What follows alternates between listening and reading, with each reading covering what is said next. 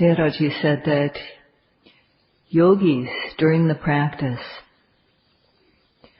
there are the 6 sense doors, the receptor elements of the sense bases.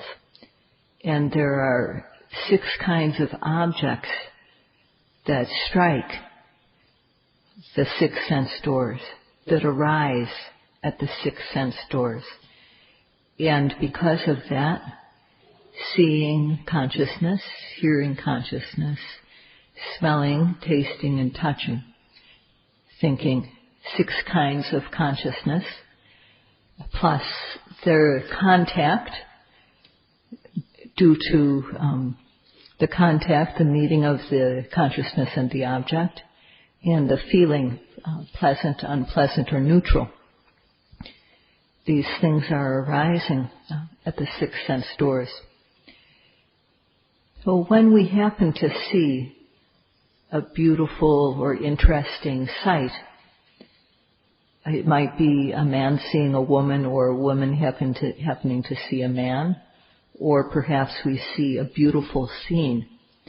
When we just happen to see something beautiful that is beautiful to us, because we live in a realm of the senses, when we encounter what we like, mostly lobha or greed arises.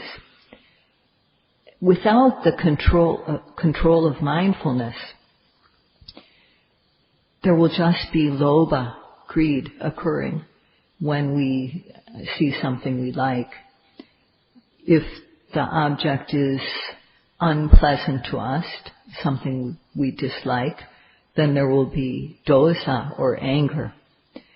And every time that a kusala arises, there will be wavering, not knowing, the delusion of moha. So those who give preference to sense pleasures will have a lot of a kusala. And from time to time, of course, there may be wholesome mind states arising, but these will be weak.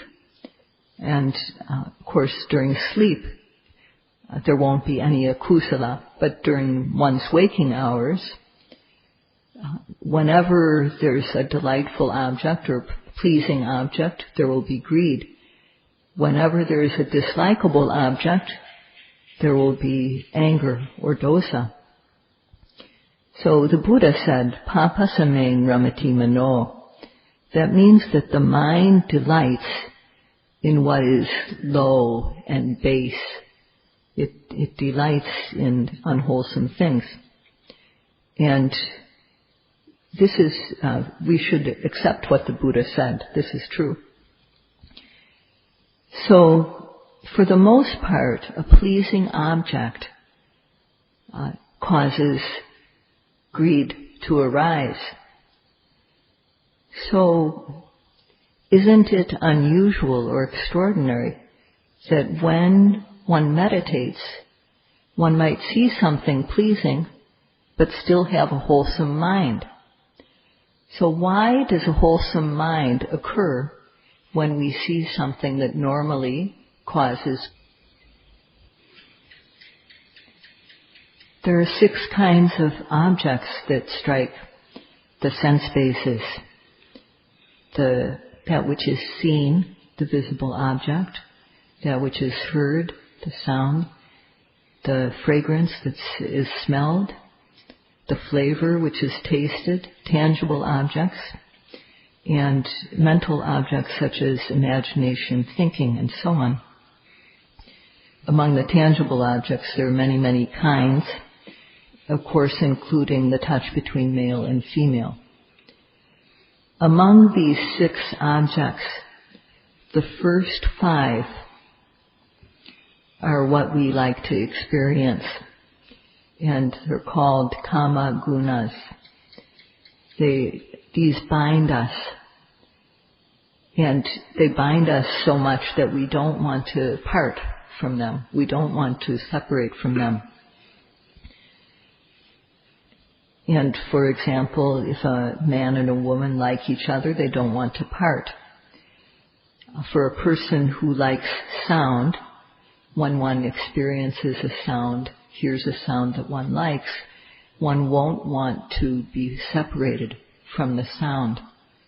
For one who likes smells, then the smell of what one likes will bind one. One won't want to separate it from it. For one who likes flavors, then the flavor will bind us. For one who likes touch, it's the touch that will bind us so that we don't want to become parted. And when we experience these objects that we like a lot, then we become weary of them. We become tired and bored, and then we look for new ones.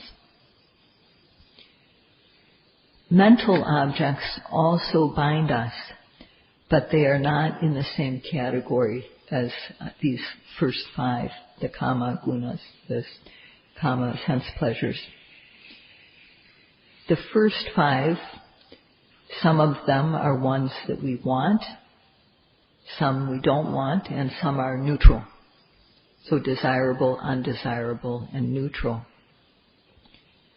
Sights, sounds, smells, tastes, and touches. And usually people who experience these five things like them.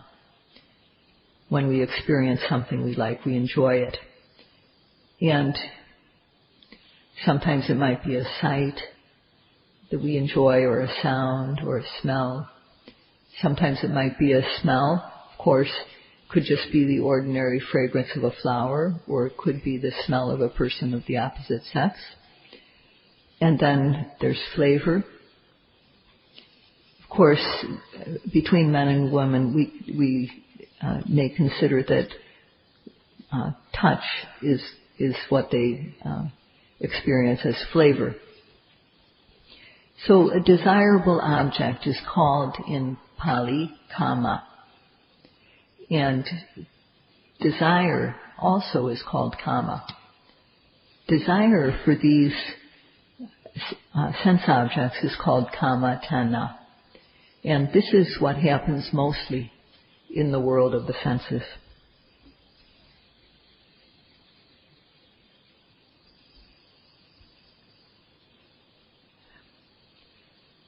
So among these five types of sense pleasures, these five types of sense objects,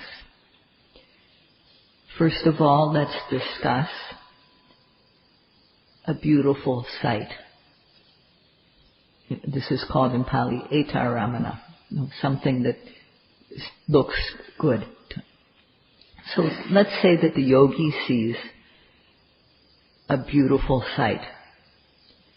And let's say that a yogi is respectfully noting, and their mindfulness misses, and there's the desirable object. So in that case, without mindfulness, then a kusala, unwholesomeness, will arise. That is, wanting the object. Lobha will arise, wanting, craving.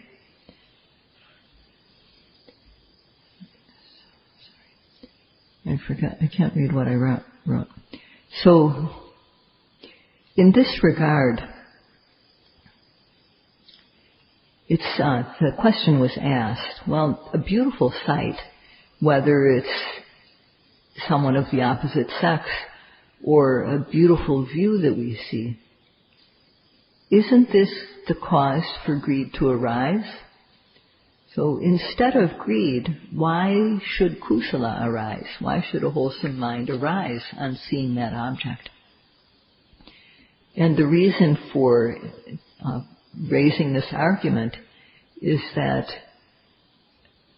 a beautiful sight is usually something that we think of as lovely.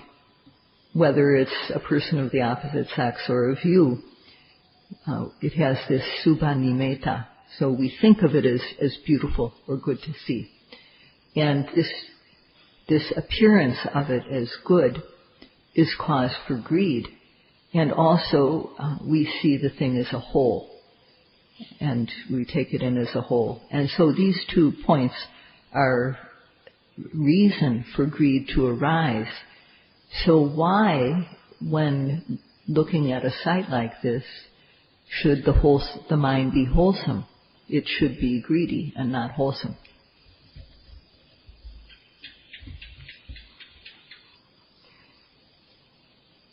So, again, to answer this, a desirable object is normally the basis for greed to arise. So a desirable object generally causes lobha. Why should a wholesome mind arise when it sees a desirable object? So, when we see an object that is normally the cause for lobha, to say it again, so lobha is what would normally occur. It's quite extraordinary that the mind should be wholesome. Kusala. So let's look at what the word kusala means. Kusala is that which cuts off the kilesas, the defilements of greed, hatred, and delusion, which are disgusting and despicable. It cuts off the very seeds of these unwholesome deeds. And that's why it's called kusala. And in essence, kusala has 2 qualities. One is that it is free of blame or fault. And the second quality is that it brings good results. So kusala means a physical, verbal, mental behavior that is free of fault and brings good results.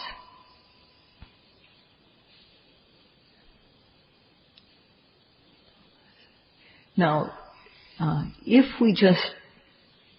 when greed is mild, then we don't usually criticize people for that. We think it's normal. But when greed becomes extreme, then we usually criticize that person as being really greedy, really selfish, or a glutton, or whatever. So when lobha is extreme, we see it as blameworthy. And when people are very deluded, we also see it as blameworthy. People who have excessive anger are seen as blameworthy. So, lobha, dosa, and moha, greed, hatred, and delusion, are the cause for what is called avajja. That means fault. So they cause us to be at fault. And being free of fault is called anavajja in Pali. So one has to try to become free of faults.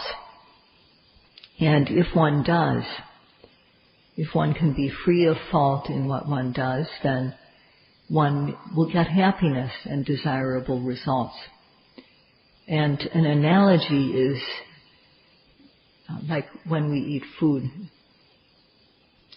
So if we eat food that's nutritious, then we'll get benefit from it. We'll get good results from eating the nutritious food, and because we won't get bad results from it.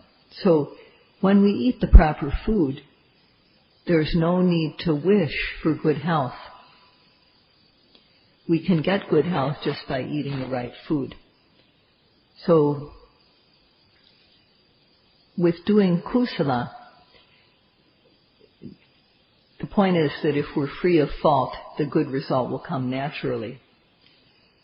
So people, to be truly human, to be a true human, since we have a human mind, to make ourselves truly human is important.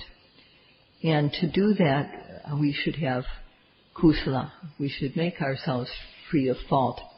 And being free of fault, we should do kusala, basically. So kusala is that which is free of fault, free of blame, number one. And number two, it brings good results. It brings happiness. What's important is the first point. It's the most important of these two qualities of kusala. Because if our body, speech, or mind is free of fault, free of blame, then the quality of bringing good results will automatically come. And the opposite of kusala is called akusala. So for example, when seeing a beautiful sight, one thinks it's beautiful and there's desire, greed occurs. So this is unwholesome. If on seeing a beautiful sight, instead of greed, a wholesome, blameless mind occurs, isn't that unusual? So Sayadaw is rephrasing the original question.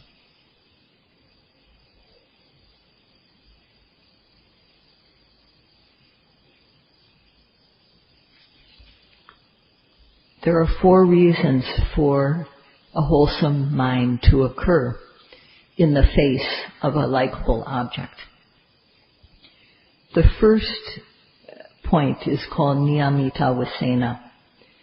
So this means that one has made a definite decision that no matter what object arises, I'm going to have a wholesome mind.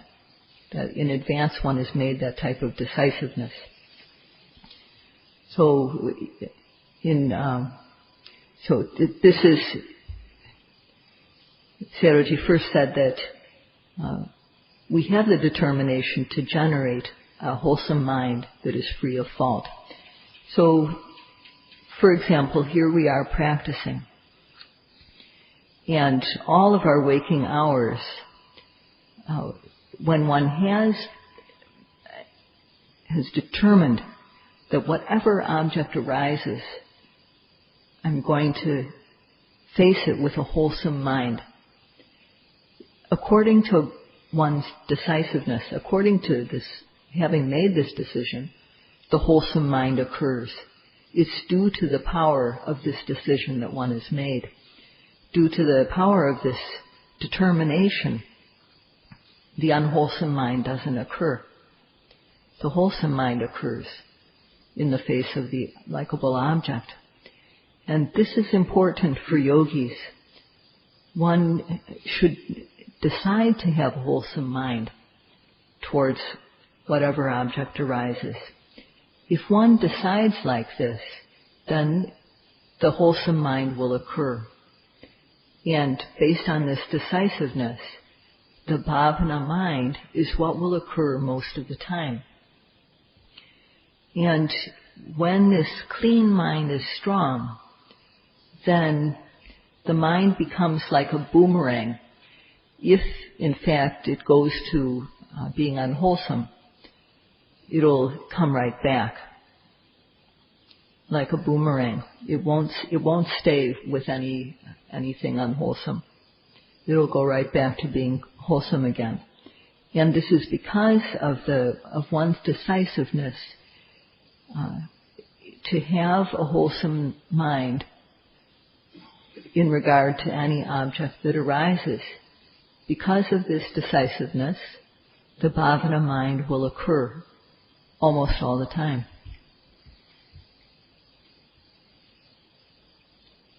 The second factor is called Paṇḍitā Sayadaw. This means that one inclines one's mind to doing any type of wholesome deed. For the most part, people go from doing wholesome to unwholesome to doing wholesome. They go back and forth. And mostly people are involved with unwholesomeness, kusala. So with parinamita, one inclines one's mind, one has the inclination towards doing kusala.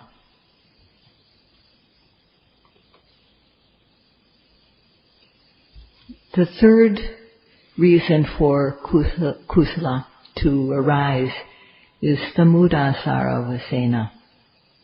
That means it's due to the power of the mind that has practiced correctly, stage by stage, going higher and higher. This is something that Sayadaw is going to go into detail later. But because of doing the practice correctly and developing more and more strength, making the mind stronger and stronger, stage by stage, this power of mind can keep the mind wholesome.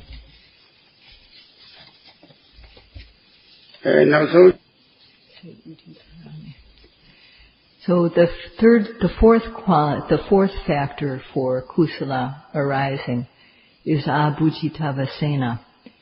That means that one's mind is straightforward in doing kusala. It's like one gives priority to doing kusala. Niyami Tawasena.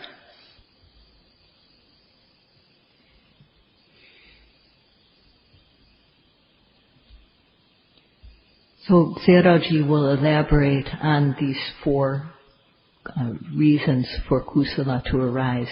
And the first one was niyamita. So in this, one makes a firm determination. It's not something that develops in stages. One makes an absolute determination. For example, the causes for akusala to arise are endless. I'm going to do kusala. So this might be the type of determination that one makes. And so one keeps one's mind constant in this determination. And because of one's decision, then kusala occurs most of the time. Even when meeting up with a cause for greed to arise, kusala occurs because of this constancy, this determination that one has made.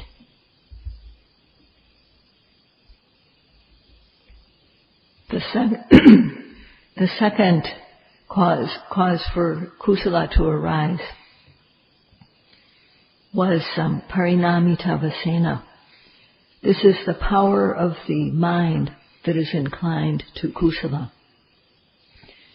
So usually we just follow along with our likes and dislikes, with lobha, dosa, moha. And for most people, ordinarily, akusala, unwholesomeness, flows like a stream. And sometimes it's just a gentle flow. Sometimes it's moderate, and sometimes it's like a waterfall or a torrent running down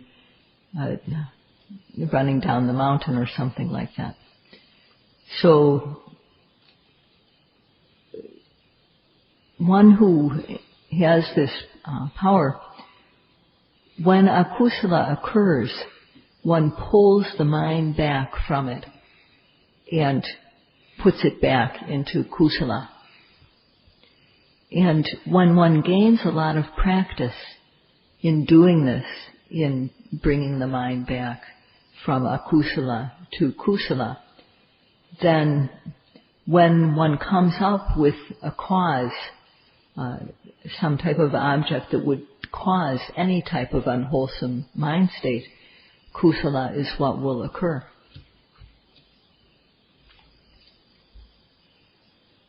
The third reason for kusala to arise is the Mudasara Sena. This means by the power of the mind, which is skilled in the practice. So this word samudacharita has the prefix san, and that means correctly. So one practices according to the correct method. And this u, samudacharita vasena, this second prefix is u. And that means going higher and higher, progressively in stages. So it can be any type of kusala, but especially in practice, as we're doing now. When one makes effort, develops samadhi and then knowledge, one does this through correct practice, not just through guessing. So one practices according to the instructions. And not just once, but again and again, every second, according to the instructions. One makes one's observation continuous without a break. So it's said, abena pavati, occurring without a break. And also abena karana, doing the practice continuously. So this, when one tries to apply the practice every second of the time, applying it correctly, the bhavana mind becomes continuous. And it's just like one mind lines up, the bhavana mind is occurring in a stream, one after another. And in this case, whatever object arises, mostly what will occur is kusala.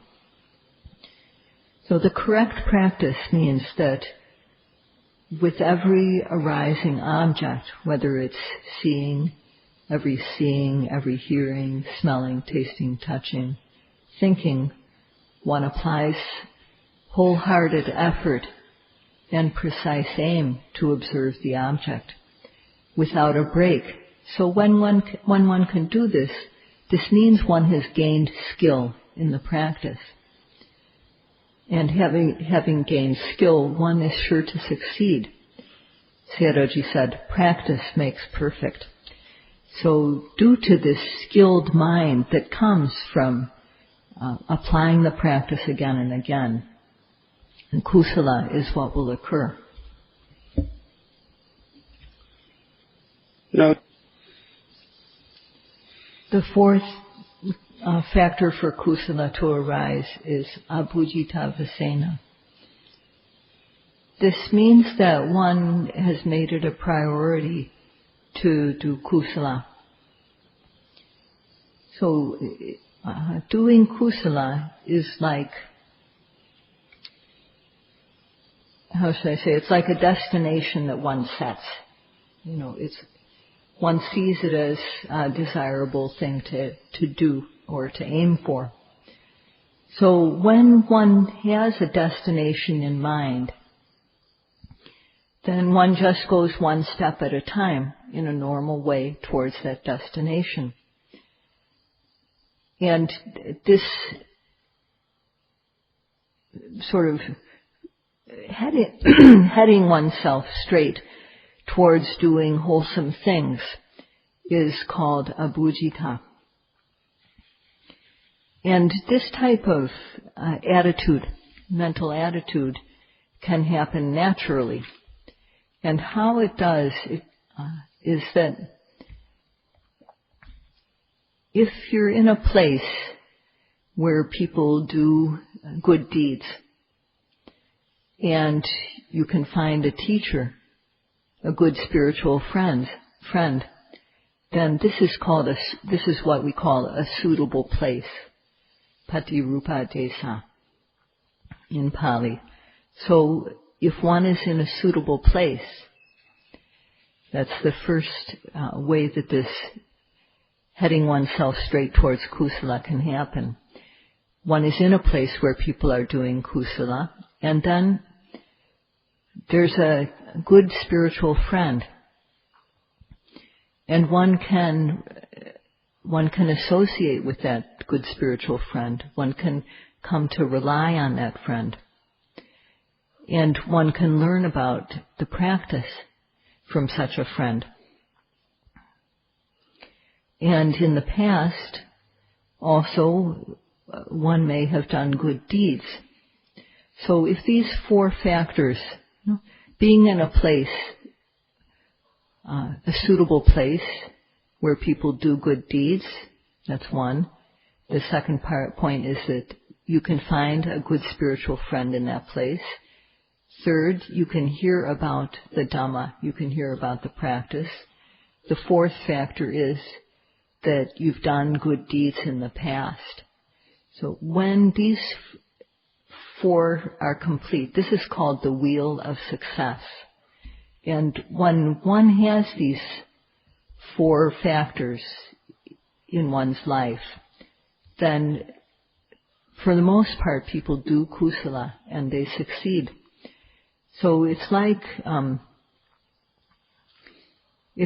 being able to drive a car straight to the destination. You're just able to go along without any problem on your journey because of these factors. And, because of this quality of directing one's mind towards doing kusala, abhujita. So, Sayadaw is going to talk about how this relates to the practice tomorrow night. This is all for today.